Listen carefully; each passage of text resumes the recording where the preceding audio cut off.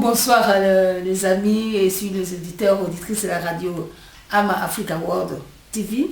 Hein? Vous savez, c'est une surprise encore là. Je me retrouve actuellement en Hollande et j'ai eu la surprise aussi de voir quand même, pour moi c'est aussi un artiste qui a fait aussi la promotion culturelle de la culture du Congo et bien aussi une personne qui est aussi bien calée dans l'histoire même du pays. Pour moi, je suis surpris de ce que j'ai découvert en lui. Et je pense que je vais bientôt vous les présenter. On va quand même essayer un peu de lui poser quelques petites questions simplement pour profiter un peu de ce passage ici à Hollande. Donc voilà, je vous souhaite donc bonjour monsieur. Oui. D'appétit. Oui, bonjour.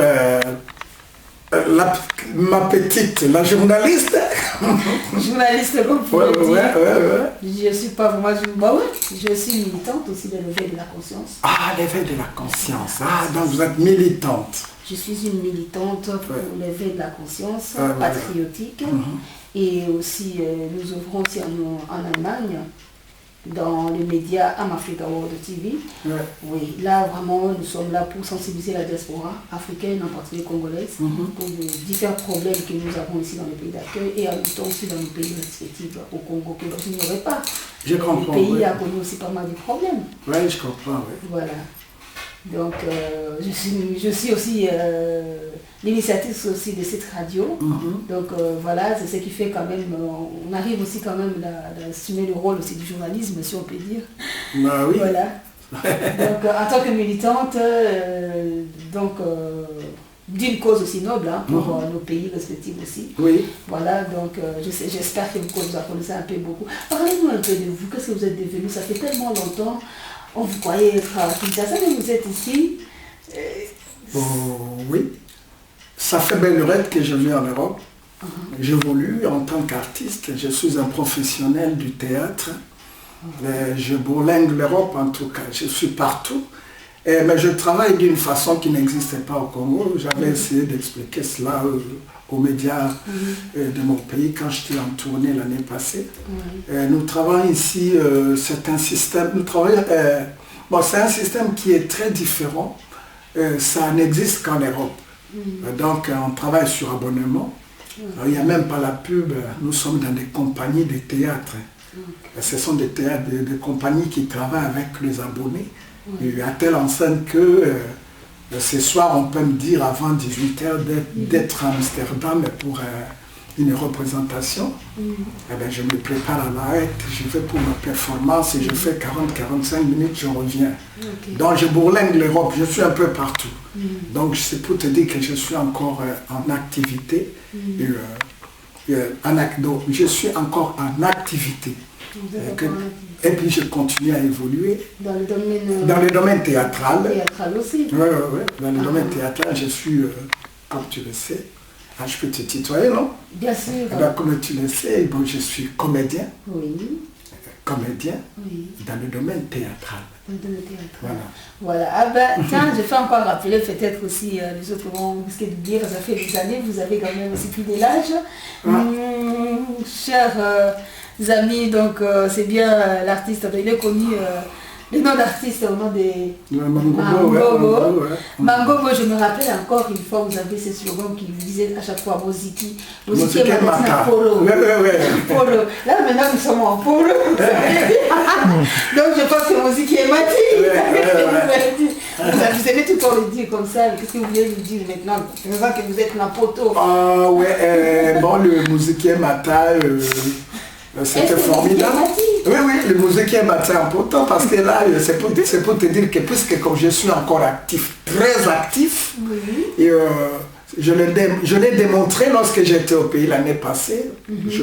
On a fait tabac, il y a eu des spectacles époustouflants et tout le monde est sorti avec des côtés bien endoloris. On a compris que non, l'activité continuait à persister, quoi. Voilà. Donc, en Europe, musiquier Mati. Et Marie. Et ça continue. Voilà. Et, moi, je vais te dire une chose, que je suis très présent dans les réseaux sociaux. C'est comme dans le Congo Number One, Congo Mikili, tout ça. Je suis de temps en temps avec eux, ils viennent faire me solliciter pour des interviews, tout ça. Là. Moi, tu vois, l'artiste, c'est le talisman d'un artiste, le média. Lorsqu'il y a les médias, l'artiste évolue bien. Sans les médias, l'artiste ne peut pas évoluer. Voilà, c'est ça. Alors, les autres Kendetina pour donc musique, ils ont mata, même ici là, musique, ils ont continué. Voilà. Mais la seule différence, c'est que ici, ce n'est pas comme chez nous. Donc le système n'est pas le même. Mais en Europe, nous travaillons dans des compagnies de théâtre. Donc ça permet à l'artiste de bien vivre. Donc le métier nourrit l'homme ici en Europe. Donc à l'époque chez nous c'était aussi bien. À l'époque où la télévision, le structure était bien monté, il y avait une garantie, quoi. C'est vrai que nous n'avons pas préparé beaucoup de questions. Mais lorsque vous dites à l'époque, on se sent comme si vous voyez plus le passé, mais le présent ça vous dit rien. Non. Il y a une évolution, il y a un changement, il y a une dégradation de choses, ou bien comment vous se dit à l'époque, c'était bien. Oui, dégradation n'est pas vraiment le mot, c'est pas ce que je voulais dire. Mais je veux dire seulement qu'il y a une différence parce que j'y étais l'année passée, j'étais en tournée, j'ai vu comment les choses ont changé. À l'époque, nous, il y avait la RTP, la radio-télévision publicité, qui organisait des choses à la Renapec, des spectacles les artistes, moi par exemple pour me voir il fallait payer. Toute ma carrière au Congo, on payait. Il n'y avait jamais eu de spectacle gratuit. Mais le système là n'existait plus. Donc il y a eu prolifération des radios et des télévisions, les choses ont tellement changé, les gens pour passer à la télévision, même les artistes qui paient, tout ça là, alors qu'à l'époque c'était pas comme ça. On a on valorisait l'artiste, c'est lui qu'on peut plébisciter pour passer, et puis pour la promotion, pour la promotion culturelle, et puis même pour les annonceurs, quoi. Donc on faisait d'une pierre deux coups à l'époque, voilà. Qu'est-ce que vous pouvez conseiller maintenant au gouvernement ou à la nation, en fait, au ministre de la Culture, ou comment, je ne sais pas, de formation des choses? Le ministre de la Culture, lui, je crois qu'il n'a pas une grande responsabilité. Ce sont ceux qui ont entériné la prolifération de ces médias, beaucoup de chaînes de télévision, tout ça là, qui ont aussi ouvert la porte à certaines dépravations, dans certains travers de la société, voilà. Donc, parce qu'aujourd'hui, à la télévision, à l'époque, quand on était à la télévision, qu'on appelait la Voix de Zaïre, on faisait pour sortir une pièce de théâtre, alors il y avait des régisseurs, et puis on essayait d'effacer le côté qui n'était pas bon, si les textes n'étaient pas bien écrits, les textes comment je peux dire ça, qui allait vers la dépravation de mœurs, vers le travers de la société, on en effaçait. Mais aujourd'hui, on voit les gens qui passent, qui disent n'importe quoi. Et puis, ils n'ont même pas le souci de ce peuple-là qui sont en train de communiquer avec. Voilà. C'est ça qui fait mal. Vraiment. Donc, ce que j'ai remarqué en vous, je suis même surpris que vous êtes aussi calé dans l'histoire du pays. En fait, là, devant moi, je vois déjà une brochure vraiment un peu congolaise. Ce sont des choses que vous devez vraiment apprendre. On voit ici sur les violations flagrantes de l'accord de cessez-le-feu de Lusaka et tout ça. Vraiment, vous êtes aussi une sorte de bibliothèque. Ouais. L'histoire du Congo, vous en connaissez beaucoup aussi. On aimerait aussi un jour vous inviter dans notre espace Africa World TV, de pouvoir quand même nous parler de l'histoire du Congo, de la vie de l'artiste, de tout ce que vous en connaissez quand même. Ah, bien sûr, nous sommes, ça c'est, tu m'as eu au pied levé, mais l'histoire c'est mon domaine. Voilà. Tu me connais peut-être très mal, mais moi je te connais. Voilà. Je connais tes origines, tes parents, tout ça. Là. Mais moi, l'histoire, c'est mon domaine à moi. Alors, un historien, il est impliqué aussi dans la politique. On ne peut pas être historien sans être impliqué dans la politique. Vraiment, c'est pourquoi je suis vraiment dedans. J'aimerais que vous expliquiez un peu à nos auditeurs ou à nos téléspectateurs, ceux qui nous voient quand même, ce que vous venez de dire tout à l'heure. Parce que nous travaillons dans le domaine de l'éveil de la conscience. C'est-à-dire, il y a des choses qui peuvent passer inaperçues ou alors incomprises. Nous, on essaye quand même d'aider. Parce qu'il y en a beaucoup qui sont un peu là à comprendre les choses. Qu'est-ce que vous voulez dire par un homme politique c'est-à-dire pour vous, vous voulez dire qu'un homme politique doit aussi, certainement ou obligatoirement, aussi apprendre de l'histoire. Connaître l'histoire, c'est ça. Moi, je pense, mais oui, parce que l'histoire, un politicien doit avoir quand même s'il n'en connaît pas beaucoup, mais il doit avoir des rudiments. Parce que la politique... Parce que de nos jours, on en voit pas mal des politiciens qui poussent comme des champignons, même ici dans la diaspora. Tout le monde devient politicien. En fait, qu'est-ce que vous leur conseillez alors lorsque vous avez dit cette chose-là? Moi, je pense que quand on fait la politique sans connaître l'histoire, c'est une aberration. Une grande aberration. Parce que celui qui ne connaît pas l'histoire de son pays ne mérite pas. Il n'a pas le quoi. Il ne répond pas aux critères. Il ne répond pas aux critères. C'est un critère, une condition sine qua non. Voilà. Donc, être politicien et ne pas connaître la politique l'histoire de son pays, une aberration pure et simple. Une aberration pure et simple. Voilà.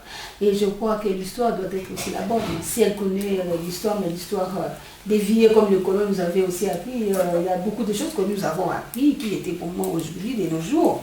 Il y a beaucoup de choses dénoncées, démenties même.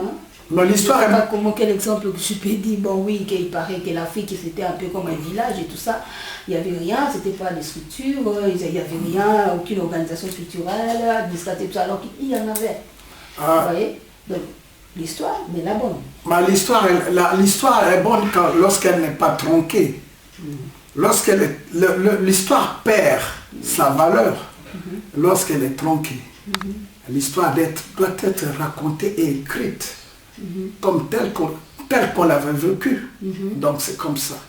Et quand on fait, les Belges quand ils sont arrivés, vous savez c'est le rapport de force. Dans celui qui est le plus fort bouffe le faible. Ça a toujours été comme ça, un rapport de force. Ils sont venus, ils ont écrit leur histoire. La bonne histoire s'écrit par le fils du pays. Mais lorsque l'histoire est écrite par un voisin, il peut facilement la tronquer. Au détriment de l'autochtone même. Voilà. C'est ça.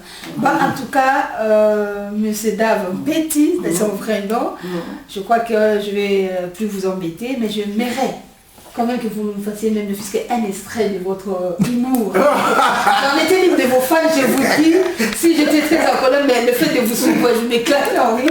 Juste un extrait de, je ne sais pas que tu pouvais dire en lingala. Tu sais, moi, je prépare déjà les jours de votre passage. Moi, je vais vous dire une chose, j'ai été étonné, moi. J'étais parti à Paris et moi, je pensais qu'il y a des gens qui ne profitent pas. Je te dis qu'il y a des gens qui profitent pas. En tout cas, moi, je vais en profiter. Je te dis qu'en dépit de leur long séjour en Europe, les gens n'en profitent pas. J'étais à Paris, je voulais parler avec mon ami Nicolas. J'ai appelé au téléphone chez Nicolas. Il n'était pas là. J'ai eu un gars qui se présentait comme son frère. J'ai dit, allô, Nicolas n'est pas là? Et puis le type qui était au bout de fil me dit, ah, Nicolas pas là, hein? Toi c'est qui? Il dit, moi je suis Monsieur Mangobo. Ah, c'est vous Mangobo? Moi je dis oui. Ah, Nicolas n'est pas là. Moi je dis, il est parti où? Ah, les grands, il est parti aux travaux. Hein? Il est parti aux travaux. Hein? Moi je dis, bon, si Nicolas vient, tu vas lui dire, bon, mais il travaille où ce Nicolas là? Son bureau là, ou bien son lieu de travail, il est loin de la maison? Il dit, ah grand, moi je ne sais pas, c'est peut-être du côté du périphérique. Hein? Bon, excusez-moi. Aujourd'hui, il dit, bon, mais écoute, si Nicolas vient, dis-lui que Mango m'avait appelé. Il dit, oui. 2 minutes après, il me rappelle, oh les grands, est-ce que je peux parler au Mango? Je peux parler au Mango. Moi, je dis, ah, c'est moi-même Mango en personne. Ah, le grand Nicolas, il est de revenir. Il est de revenir. Moi, je dis, il est revenu. Passe-moi alors, Nicolas. Voilà, c'est pour vous dire que la langue là, et pourtant le français, et ça je vous parle même du français, mais le néerlandais par exemple, un gars qui va draguer une fille néerlandaise qui dit ah mes frères, ça dit chez nous on dit mes frères comme en allemand, mes frères, ah, il est bien t'es joli.